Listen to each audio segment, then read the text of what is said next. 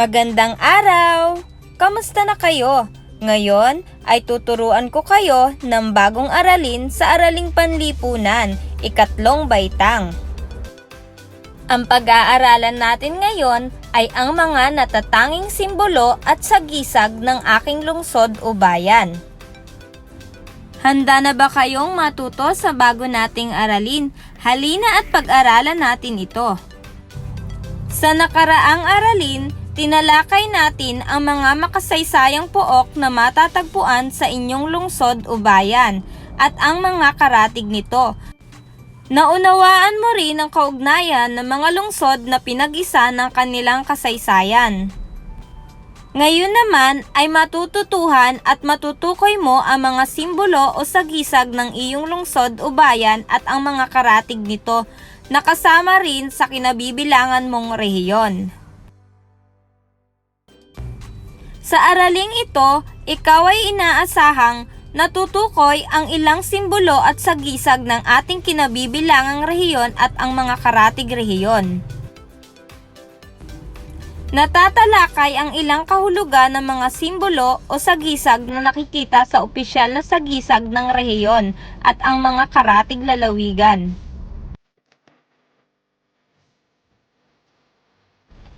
Bago ka magsimula sa aralin, subukan mo munang sagutan ang mga pahayag na may kaugnayan sa aralin ngayon.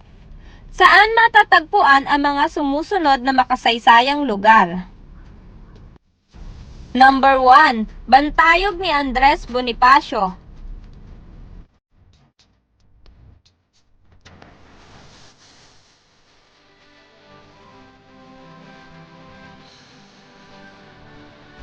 Number 2. Bahay ni Kap Moy.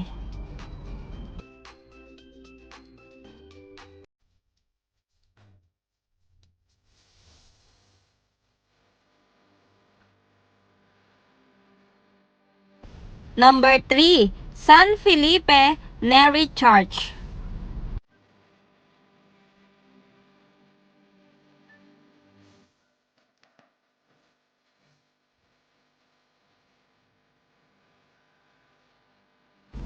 Number 4. Liwasang Rizal o Rizal Park.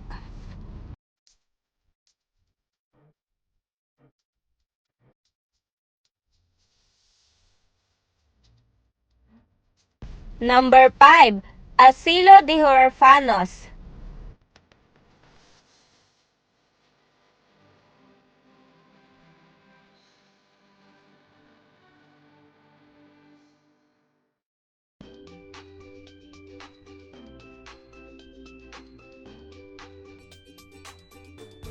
Ang mga natatanging simbolo at sagisag ng aking lungsod o bayan. Ang opisyal na sagisag at simbolo ng isang bansa ay isang pagpapakitang kasarinlan o independence nito sa iba pang mga bansa ng mundo. Ang lahat ng bansa ay may opisyal na simbolo at sagisag. Gayon din naman ang bawat lalawigan sa ating bansa. Makikita ang mga simbolo ng lalawigan sa mga gusaling pampubliko at ang lokal na pamahalaan. Ang simbolo ng lalawigan ay nagpapahayag ng katangian nito, kabilang ang kultural at iba pang pagkakakilanlan ng lalawigan.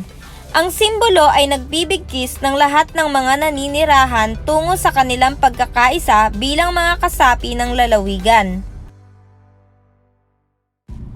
Narito ang mga simbolo ng mga lungsod o bayan sa iyong kinabibilangang rehiyon. Ano ang pagkakaiba ng mga simbolo sa kanilang official seal at ang inyong lalawigan? Tingnan natin ang bawat isa. Sa lungsod ng Marikina, makikita ang sagisag ng 1630 kung saan taon ang pagkakatatag ng Marikina bilang isang bayan. Makikita rin ang taon ng 1996. Ito naman ay ang taon kung kailan nilagdaan at napagtibay ang charter ng lungsod.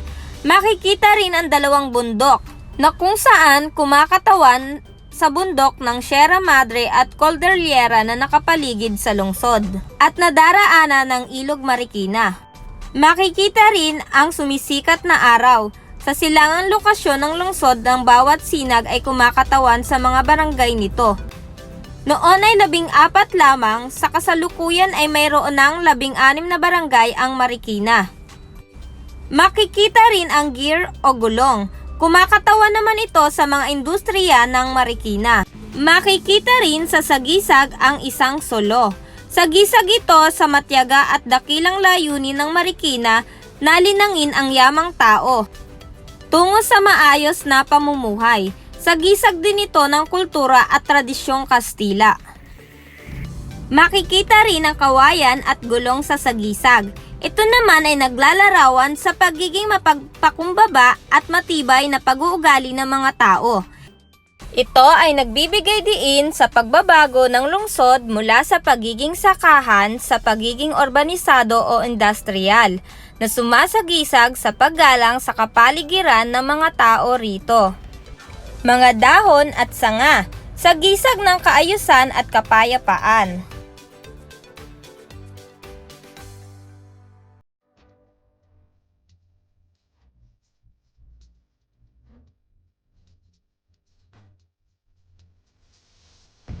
Lungsod ng Malabon.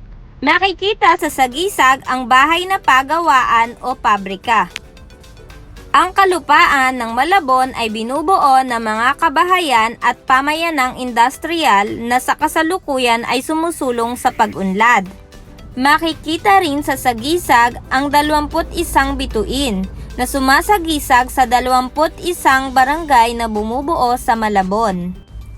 Makikita rin ang isang simbahan, ugat ng kagandahang asal sa kasaysayan. Makikita naman sa sagisag ng lungsod ng Pasig ang isang babae. Ito ay sumisimbolo sa mutya ng Pasig. Ito ang idealismo ng kagalingan sa lahat ng aspekto. Sumasagisag sa katapatan, mabuting pakikipagkapwa at kagandahan ng lungsod. Makikita rin ang anyong tubig sa gilid ng babae.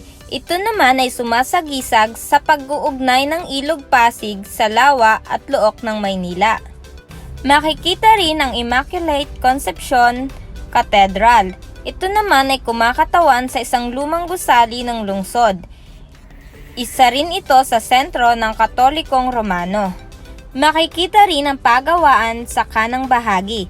Ipinapahayag ang kasaganaan at kaunlaran ng lungsod. Sa lungsod ng Quezon, makikita ang ilawan na kulay pilak na nangangahulugan na karunungan. Makikita din ang malyete o gabel sa gisag ng katarungan, monumento ng Pangulong Manuel L. Quezon at pylon o mga poste na sumasagisag sa 3 pulo, Luzon, Visayas at Mindanao.